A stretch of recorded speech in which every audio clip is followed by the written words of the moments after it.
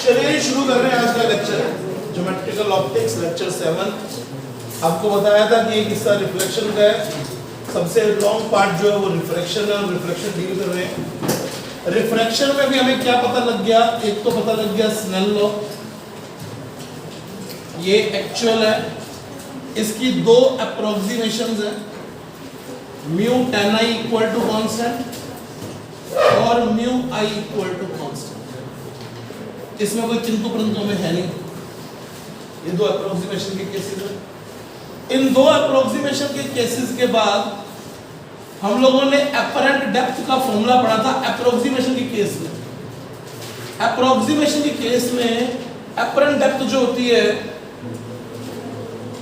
वो d apparent का formula है μ2 d बाय μ1। μ1 जिसमें ऑब्जेक्ट है और μ2 जिसमें ऑब्जर्वर है।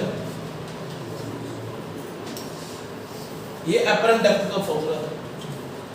इसके अलावा आपने क्रिटिकल एंगल की वैल्यू सीखी है, साइन सी इक्वल टू होता है mu rarer upon mu denser.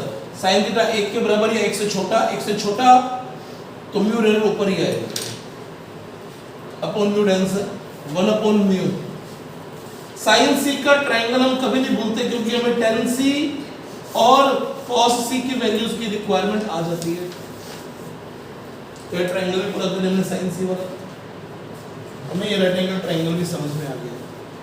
यहां तक के फॉर्मूले पढ़े हैं, एक डेफिनेशन और पढ़ी थी, that is the definition of total internal reflection.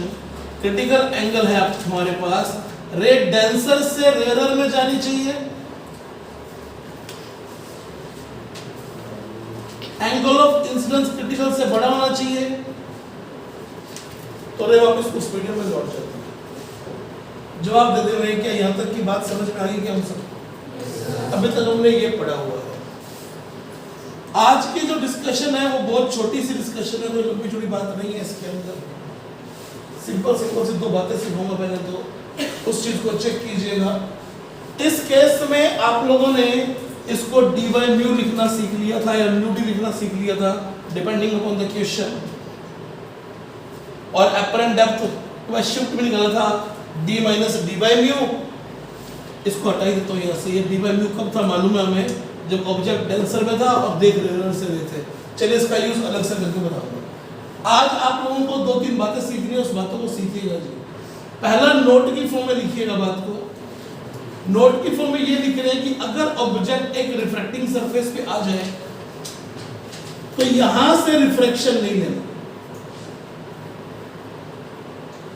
यहां से रिफ्रैक्शन नहीं करवाना।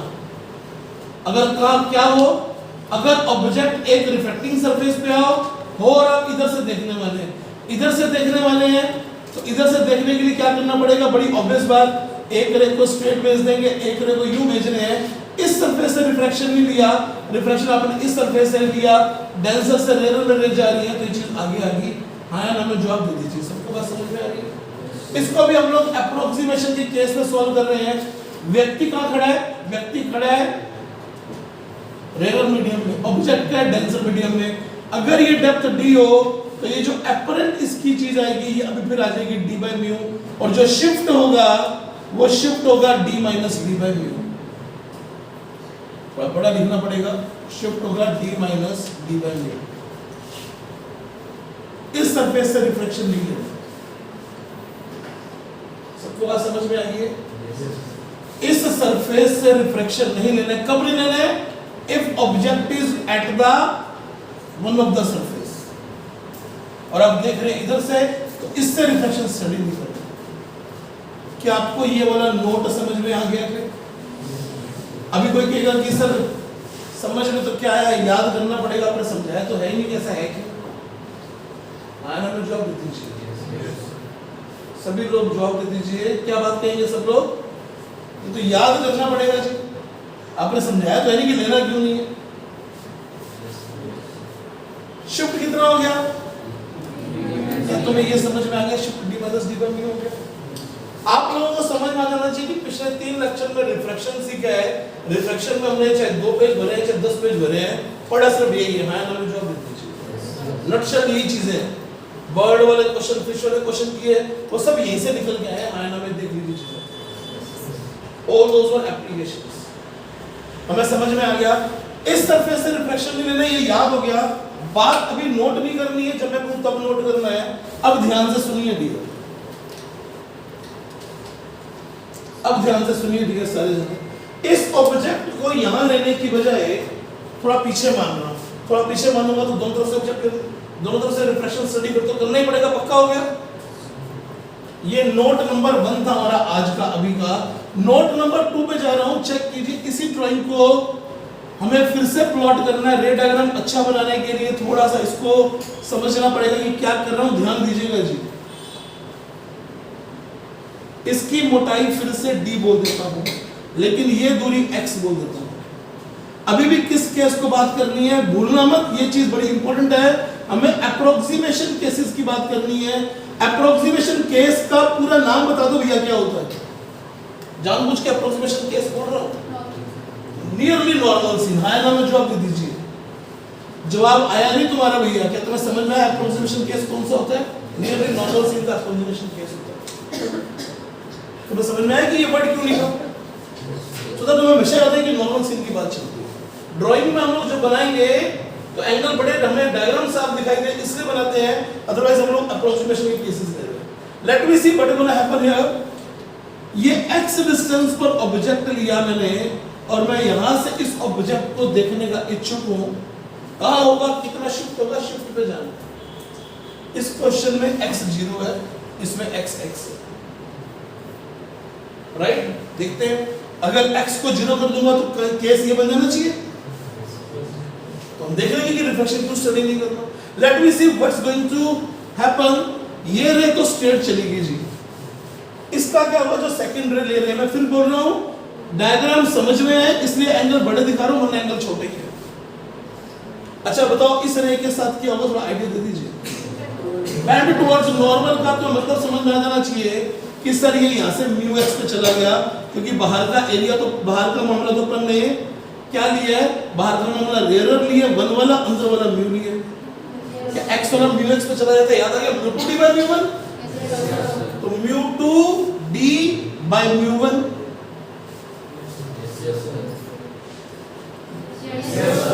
बच्चों ने कहा कि ये फाइनल इमेज नहीं है सर, फाइनल इमेज तो ये सरफेस बनाएगी। अब ऑब्जेक्ट की डिस्टेंस कितनी होगी, प्लस डी। अब रे कहां से कहां जा रही है, अब रे म्यू से 1 में जा रही है, अब रे म्यू से 1 में जा रही है, तो मूव्ड अवे फ्रॉम नॉर्मल, हां ना जवाब देते में। अगर it will move away from normal तो पीछे बढ़ाया तो फाइनल इमेज यहां बन गई। ये फाइनल इमेज है, ये इंटरमीडिएट इमेज है। इंटरमीडिएट का इमेज का साइन हमेशा I1 I डैश लिए जाएंगे। इंटरमीडिएट इमेज का नाम I1 या I डैश लिखा जाएगा। ये इंटरमीडिएट इमेज है, ये फाइनल इमेज है। कोई कहेगी क्या किया सर आपने, क्या तुम सबको यहां तक की डिस्टेंस समझ में आ रही है? कितनी डिस्टेंस है, μx + d। अगर ये डिस्टेंस μx + d है तो ये कितनी बचेगी आपको, कि ये डिस्टेंस होगी μ2 d बाय μ1। अब μ2 का रोल 1 प्ले कर रहा है और μ1 का रोल μ प्ले कर रहा है, तो μ2 d बाय μ1। और यहां से तक d कितना प्रूव कर चुके थे, μx + d प्रूव कर चुके थे। तो ये डिस्टेंस कितनी आ गई, कहां से, यहां से यहां तक की डिस्टेंस कितनी आ गई? आप कहोगे सर यहां से यहां तक की डिस्टेंस आ गई x + d बाय μ। यहां से यहां तक की डिस्टेंस कितनी आ गई, फिर से बोलो, सबको समझ में आ गया? अब बताइए, शिफ्ट की बात करते हैं। शिफ्ट की, ऑब्जेक्ट था x + d पे, शिफ्ट निकालना है, तो यहां से जहां ऑब्जेक्ट है माइनस जहां पर ऑब्जर्व हो रहा है,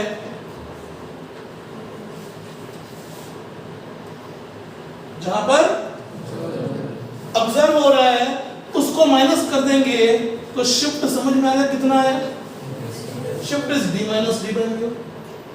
आवाज तो दो, शिफ्ट तो इस केस और इस केस का सेम आ गया, शिफ्ट तो इस केस और इस केस का सेम आ गया।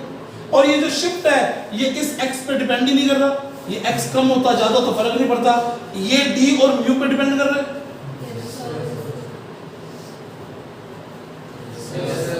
फिर से क्या करूंगा, फिर से बताऊंगा, तो रे डायग्राम बताऊंगा, कैलकुलेशन बताऊंगा। बच्चों को ये भारी लगता है मामला कहीं को भैया।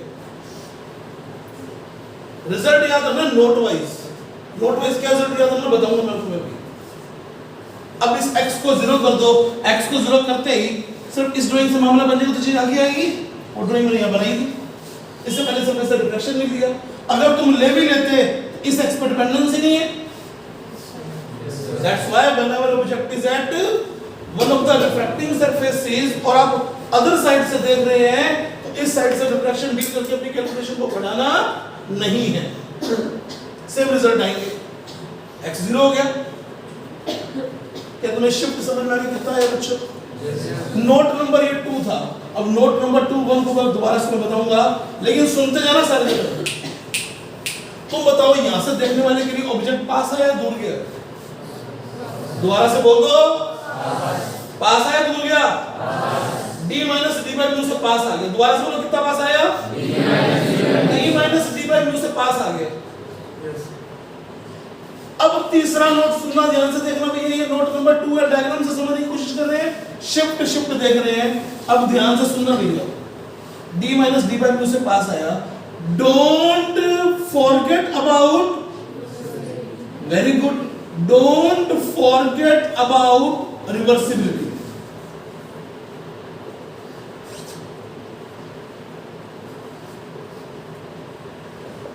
रिवर्सिबिलिटी के बारे में भूलना नहीं है भैया। इसका क्या मतलब हुआ? मान लो कोई रे यहां घुसने जा रही थी, तो यहां घुसने की बजाय इस रिफ्लेक्शन को फॉलो करती हुई d minus D by mu दूर घुसेगी।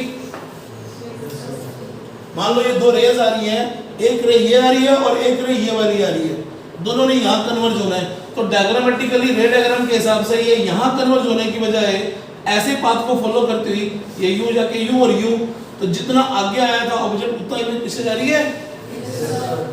तो डोंट फॉरगेट अबाउट रिवर्सिबिलिटी। एक क्वेश्चन से मैं आप लोगों के दिमाग में पूरी क्लैरिटी लेके आता हूं इस पूरे सिनेरियो की। एक क्वेश्चन लिख के दिखाता हूं, तो क्वेश्चन समझ में आएगा शायद। क्या स्क्रीन में हम लोग देखना बेटा? बिल्कुल भी नहीं है। यहाँ तक स्क्रीन में थे या ये भी कट गया? चले जी, थोड़ा सा सेट, अरे बड़ी जगह खाली रखी हुई, इधर उधर बड़ी जगह लीजिए भाई साहब, आगे स्क्रीन में चेक कीजिएगा। क्वेश्चन से पूरी बात को समझाने की कोशिश है।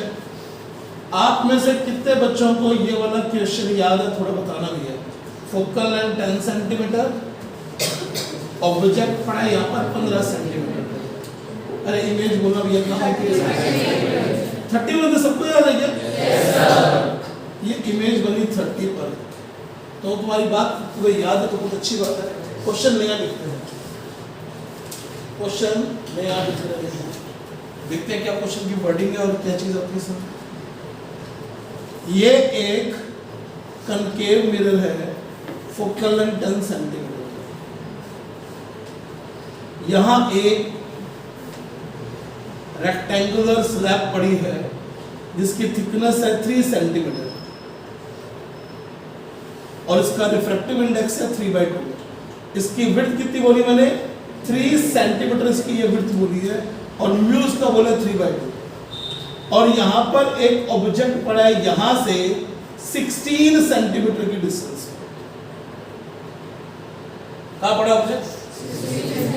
कहता है फाइनल इमेज कहां बनेगी? इस मिरर के लिए ऑब्जेक्ट कहां पड़ा कोई बता सकता है? इस मिरर के लिए ऑब्जेक्ट कहां पड़ा? 16 नहीं हो सकता, क्योंकि मिरर से पहले स्लैब आ गई तो ये वाला सिनेरियो पक्का बनेगा, फिनोमेनन पक्का बनेगा। आवाज दो भैया। इसका मतलब ऑब्जेक्ट मिरर के लिए 16 पर तो नहीं है, इतना आगे है। कितना आगे वो मालूम है? d minus D by mu आगे। तो कितना आगे है? d minus D by mu 1 centimetre आगे है, यानी ऑब्जेक्ट तो 15 पे पड़ा है मिरर के लिए। क्या मैं ये बात तुम सबको समझा पाया? कनकेव मिरर के सामने ये रिफ्रैक्टिंग सरफेस आ गई है, तो इस ऑब्जेक्ट से आने वाली रे को, इस फिनोमेनन को शो करना पड़ेगा। तो ऑब्जेक्ट आगे की चीजों के लिए एक्चुअली यहाँ पड़ा है, तो आगे आगे नहीं आ गया। What is the shift? d minus d by mu is the shift. 3 minus 2, 1 centimeter is the shift. 1 centimeter ahead. 16 position दी थी, तो कितनी पोजीशन आ गई इसकी? 15 पोजीशन आ गई। 15 टन की कैलकुलेशन से इमेज का बनेगी, पूछा गया फाइनल इमेज का बनेगी। ऑप्शन दे दिए उसने 29, 30, 31, 32। 30 पर तो नहीं बनेगी, 31। क्यों? क्योंकि अब कन्वर्जिंग बीम जो आएगी वो 30 में घुसने जा रही थी, वो 30 में घुसने जा रही थी, तो d minus D by mu से दूर भी होगी, और d minus D by mu की वैल्यू 1 सेंटीमीटर निकाल चुके हैं। क्या आपको फाइनल इमेज जो बनी, वो फाइनल इमेज 31 सेंटीमीटर पर क्यों बनी? कि तुम सबको समझ में आ गया क्या? कैसे इस स्लैब का रोल प्ले करवाया है? Is it understood to you? सभी को बात समझ में आ गई कैसे रोल प्ले हुआ इसका?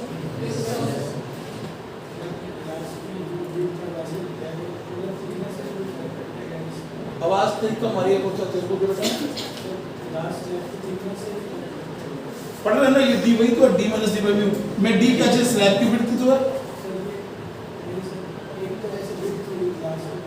देख भाई, ये स्लैब मैंने ऐसे लगाई है, तो ऐसे लगाएगा तो उस पे काम करना पड़ेगा तुम्हें, इस चीज पे काम करना है। इस सिनेरियो में इसका कोई रोल आ रहा है क्या?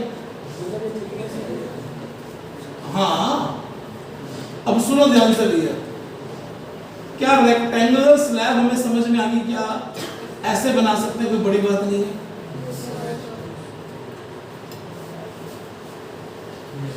ठीक है जी, जिस बात पे अटके हो उस बात को समझ लेते हैं। इसका नाम चाहे थिकनेस रखो चाहे विड्थ रखो, मैंने तुम्हें ये डेटा दे रखा है और इसको यूं खड़ा करके लगा दिया तो काम तो यही आएगा। अगर मैं स्लैब को यूं रख देता तो फिर ये वाला मामला काम में आता। ना जवाब दे दीजिए जी। मैं तुम्हें बोल दूं कि यहाँ पर इतने एरिया में पानी भरा हुआ है जी, तो पानी जितनी विड्थ में होगा, जितनी थिकनेस में होगा, उसको तुम विड्थ बोलो थिकनेस बोलो, जो दिख रहा है वही मामला लेके चल रहा।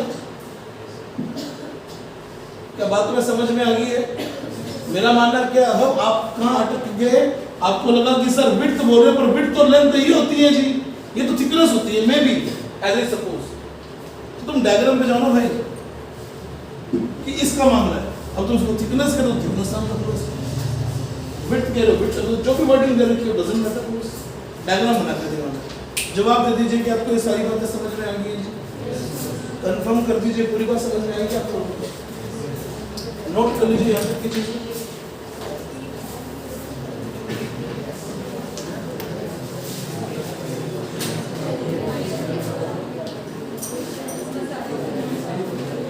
अच्छी बात है, समझ में आ गया तो आगे बढ़ते हैं इसके अंदर। नेक्स्ट हेडिंग देखिए क्या पढ़ने जा रहे हैं हम लोग, रिफ्रैक्शन के अंदर ही देख रहे हैं कुछ चीजें।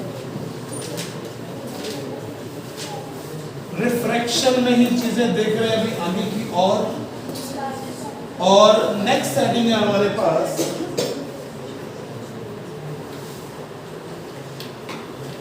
Lateral displacement produced by slab.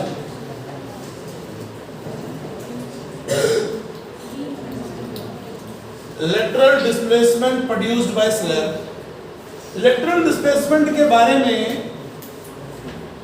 थोड़ी जानकारी आपको पहले दी थी, तो उसी चीज को फिर से लेते हैं। ये एक स्लैब, थिकनेस ही नाम दे देते हैं कि इसकी थिकनेस T है, रिफ्रैक्टिव इंडेक्स म्यू है। इस पर लाइट इंसिडेंट करवाई गई है ऐसे, और ये एंगल ऑफ इंसिडेंस है I। थोड़ा सा इस I को बड़ा दिखा देते हैं एक बार के लिए, सो दैट ड्राइंग समझ में अच्छे से आ जाए। जाना था रे ने इस रास्ते पर, बाहर का रिफ्रैक्टिव इंडेक्स 1 बोल रहे हैं। द रे will bend towards normal R and finally it will leave at same angle I। तो हम सबको समझ में आ गया, क्या समझ में आ गया कि ये रे जिधर जा रही थी उसके पैरेलल शिफ्ट हो गई है। यस और नो में जवाब दे दीजिए। तो जितने वैल्यू से शिफ्ट हुई इसे लेटरल डिस्प्लेसमेंट कहते हैं, और इसे हम लोग एक बार डेल से शो कर लेते हैं इस क्वेश्चन। क्लियर है जी? डेल बोल दो, डी बोल दो, एक ही बात हमारे लिए। ये वाली वैल्यू निकालनी है तो वेरी इजी टू फाइंड। ये विड्थ t, ये विड्थ t, ये निकालना है तो ये रेक्टेंगल ट्रायंगल दिखाई दे रहा है। ये पूरा I तो ये पूरा I, तो इतना बचा हुआ एंगल I माइनस R है। नाम जवाब दे दीजिए। इन पॉइंट्स को ABC नाम दे देते हैं। पहले तो आप ABD राइट एंगल ट्रायंगल देख लीजिए। ABD राइट एंगल ट्रायंगल में ये T है, तो सिंपल सी बात है, जो AB की वैल्यू आ गई वो आ गई T बाय cos R या फिर T sec R। हाँ ना, में जवाब दे दीजिए। अरे ये हाइपोटेन्यूज बन रहा है, ये बेस बन रहा है इस एंगल के लिए। तो AB cos R is T, AB cos R is T, तो AB is T by cos R। Yes और नो में जवाब दे दीजिए। सभी को बात समझ में आ गई होगी। AB cos R को हमने T लिखा और AB की वैल्यू निकाल दी। निकालना क्या था हमें? डेल निकालना है, लेटरल डिस्प्लेसमेंट। तो राइट एंगल ट्रायंगल ABC पकड़ लीजिए। ABC राइट एंगल ट्रायंगल में जो डेल है डिवाइड बाय AB जो है that is equal to sin I minus R। Yes और नो में जवाब दे दीजिए भैया। तो डेल की वैल्यू आ गई AB times sin I minus R। AB की वैल्यू निकाल चुके हैं, तो डेल की वैल्यू आ गई T by cos R sin I minus R। Yes और नो में जवाब देके फटाफट फ्री हो भैया। सभी को बात समझ में आ गई है? तुम लोगों का ध्यान यही है, लिख रहे हो इसका मतलब ये तो नहीं कि ध्यान भी नहीं है। अभी नहीं, क्या होगा कि इस क्वेश्चन में क्या पता R की वैल्यू गिवन नहीं है, I और म्यू ही गिवन हो। तो हम लोग जानते हैं कि sin I by sin R क्या होगा? म्यू 2 बाय म्यू 1 होगा। यस और नो में जवाब दे दीजिए। तो sin R की वैल्यू आप कभी भी sin I बाय म्यू से रिप्लेस कर सकते हैं। ये क्यों रिप्लेस कर रहे हैं बता दीजिए। क्या बोला मैंने? I म्यू गिवन है, R गिवन नहीं है, तो R का रिप्लेसमेंट चाहिए। sin R आ गया तो cos R तो ऐसे भी आ जाएगा। और इस लेटरल डिस्प्लेसमेंट के अंदर जो एक्चुअल फॉर्मूला बना उस ब्रैकेट को ओपन कर देते हैं। sin A cos B minus cos A sin B। तो sin R cos R की वैल्यू यहाँ से पुट करने की बड़ी बात नहीं है। cos R से डिवाइड करके tan R पुट कर दो। राइट ट्रायंगल तो बना ही पड़ा है हमारे पास ये वाला। अरे ये sin R का ट्रायंगल बना पड़ा है ना, जॉब कर दो ये। सभी को बात समझ में आई क्या लिखा हुआ है? यहाँ पर एक इंपॉर्टेंट रिजल्ट निकालना होता है जो पेपर में काफी बार पूछा हुआ, बड़ा इजी से प्रूफ किया है। क्या कहता है? ये डेल जो है देखो डिपेंड किस किस बात पे डिपेंड कर रहा है? T पे भी डिपेंड कर रहा है, I पे डिपेंड कर रहा है, म्यू पे डिपेंड कर रहा है। ये थिकनेस जितनी छोटी होगी ड्राइंग उतनी छोटी बनती है, डिस्प्लेसमेंट उतनी छोटी आती। अरे जवाब दो यस और नो में। E को तुम आधा करोगे तो ये मामला आधा ही रह जाएगा। और क्या आ रहा है? डायरेक्टली प्रोपोर्शनल तो आ रही है T के। सभी को बात समझ में आ रही है? इसके बाद डिपेंडेंस किस पर है? इस पर डिपेंडेंस है कि I कितना और म्यू कितना। ये I R का मतलब I म्यू पर डिपेंडेंस होगी। अप्रोक्सीमेशन का केस जो है वो इंपॉर्टेंट केस है। अप्रोक्सीमेशन का केस क्या होता है? Nearly normal scene. Nearly normal scene में जो आंसर दिए होते हैं वो 10 की फॉर्म में नहीं दिए हुए, वो एंगल की फॉर्म में दिए होते हैं। तो मैं क्या लिखा हूं चेक करना। स्नेल लॉ बन जाएगा mu sine I equal to या 1 sine I equal to mu sine R। I R छोटे हैं तो I equal to mu R। तो R की वैल्यू क्या आ गई? I बाय म्यू आ गई। सर आपने इसको ऐसे कैसे लिख लिया? मैंने क्या बोला? ऑप्शंस में आपको आंसर एंगल की फॉर्म में गिवन होगा, इसका मतलब 10 में कन्वर्ट ही नहीं करना है। क्या लास्ट लाइन समझ में आ रही है? ठीक है जी, अब इसको सॉल्व करते हैं। डेविएशन का फॉर्मूला वहां से पिक कर लेते हैं अपन, ये जो लिखा हुआ है ये वाला। हमने कहा आई आर छोटे हैं, आई आर स्मॉल है, तो साइन आई माइनस आर को तो अपन आई माइनस आर लिख लेंगे, लेकिन कॉस आर को 1 लिख लेंगे। समझ में आ रहा है? अप्रोक्सीमेशन लिख रहे हैं। Sine I minus R sine theta theta के बराबर होता है, लेकिन cos 0 तो लगभग 1 ही होगा।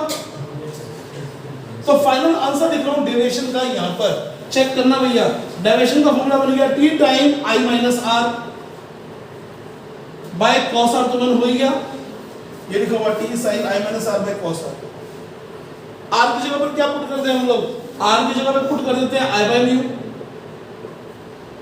तो फाइनल आंसर है डेविएशन का t i 1 minus 1 by mu.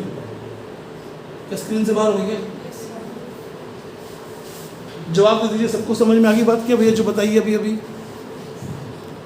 जो ये लास्ट बात बोली है, कि आप सबको समझ में आ गई है कि भैया?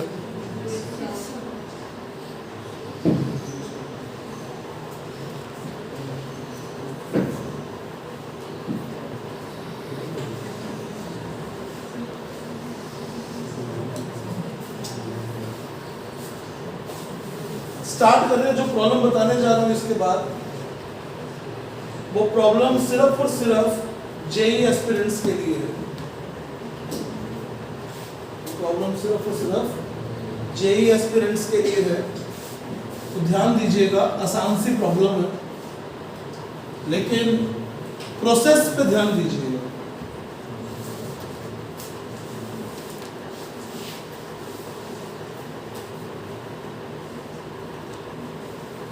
एक जगह पर हमें वेरिएबल रिफ्रैक्टिव इंडेक्स गिवन है।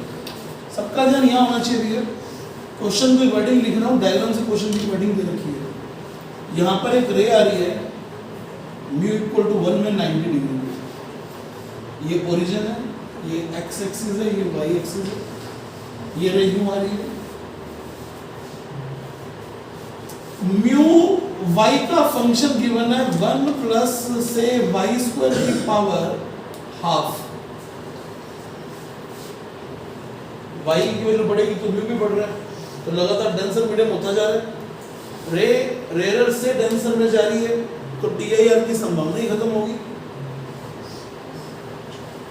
कहते हैं ये रे यूं आ रही है, तो अब लगातार नॉर्मल की तरफ बेंड होना है, तो ऑब्वियस बात है लगातार नॉर्मल की तरफ बेंड होना है, तो ट्रैजेक्टरी की इक्वेशन ढूंढी जा सकती है। फिर किस रास्ते पे जा रही है? ठीक है जी।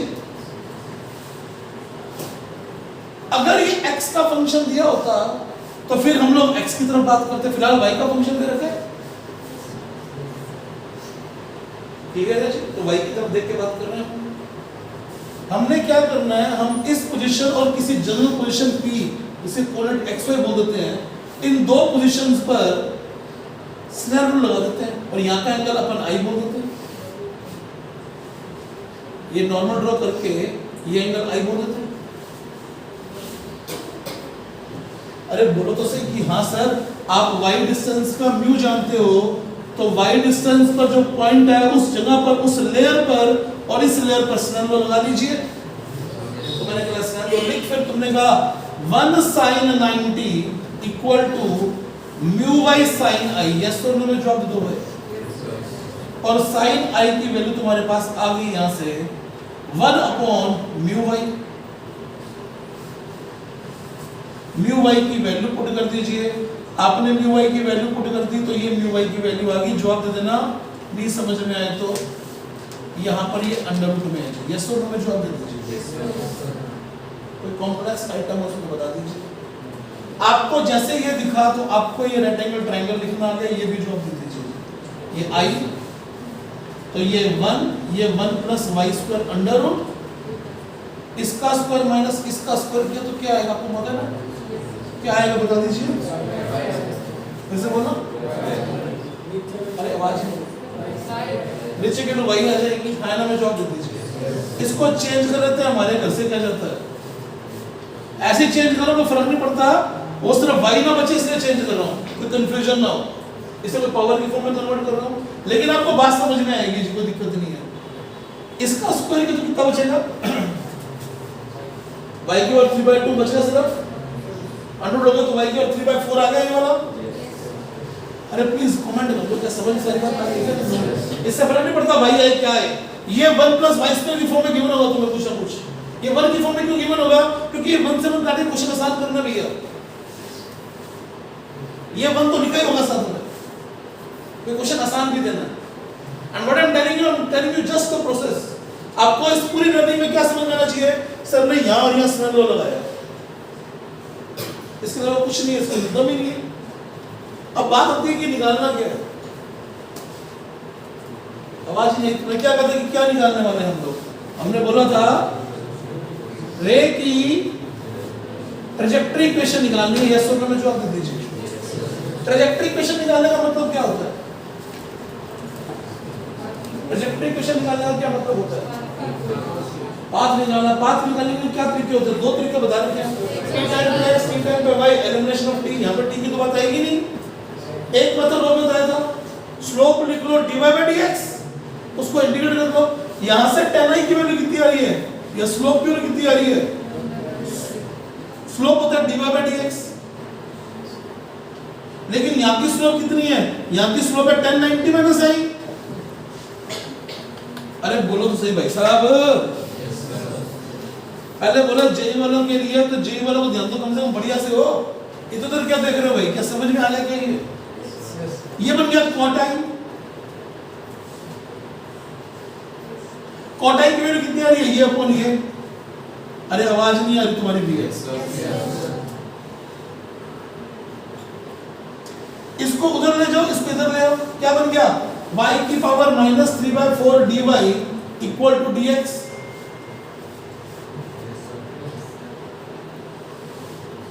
इंटीग्रेट करो दोनों साइड को। ये बन गया y की power 1/4 divide by 1/4 equal to x। ये क्या बन गया? 4y 1/4 equal to x। Equation सबको समझ में आ गई किस ट्रैजेक्टरी पे चल रहे हैं हम लोग? ये ट्रैजेक्टरी इक्वेशन। क्या तुम सबको ट्रैजेक्टरी इक्वेशन कैसे निकालनी है ये पता लग रहा है? तेज बोला बेटा। किस फंक्शन को?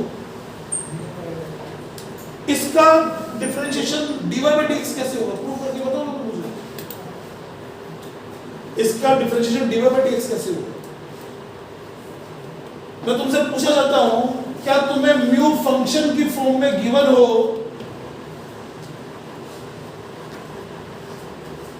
तो ट्रैजेक्टरी इक्वेशन निकाल दोगे क्या? आवाज सुन के बताओ। आवाज ही नहीं है तुम्हारी। कैसे निकाल दोगे? प्रोसेस ये लिखा होगा। ट्रैजेक्टरी इक्वेशन दे रखी हो, म्यू वाई निकालना हो तो ये काम भी हो जाएगा। ट्रैजेक्टरी इक्वेशन दे रखी हो और म्यू वाई निकालना हो तो ये काम भी हो जाएगा। बोर्ड पे ध्यान दीजिए, मैंने आपको ट्रैजेक्टरी इक्वेशन दे दी y = x²। दोबारा से बोलता हूं तो देख के बताना कि स्क्रीन में है या नहीं भी। यहाँ पे बता देना भैया, पूरा स्क्रीन तक, यहाँ तक स्क्रीन में। आपको ट्रैजेक्टरी इक्वेशन दे दी, सब लोग साथ हो ना भैया। कहता है म्यू वाई का फंक्शन निकालो। हमने कहा सोचते निकाल सकते नहीं निकाल सकते। मैंने इससे dy/dx निकाल दिया। हायर में जॉब इस डायग्राम का dy/dx हर हाल में cot थीटा बनेगा।